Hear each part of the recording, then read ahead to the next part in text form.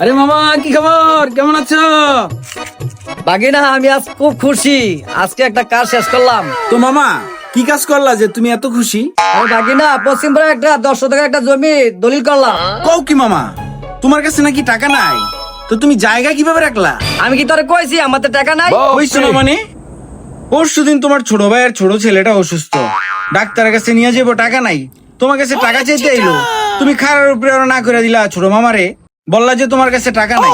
ও আচ্ছা, তোর মামির বাপের থেকে টাকা আনছি। শোনো মামা, আর বাটপারি করো না, বুঝছো?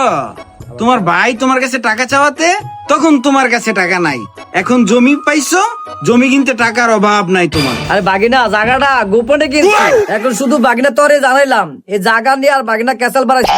কেচাল বাড়া মুনা মানে?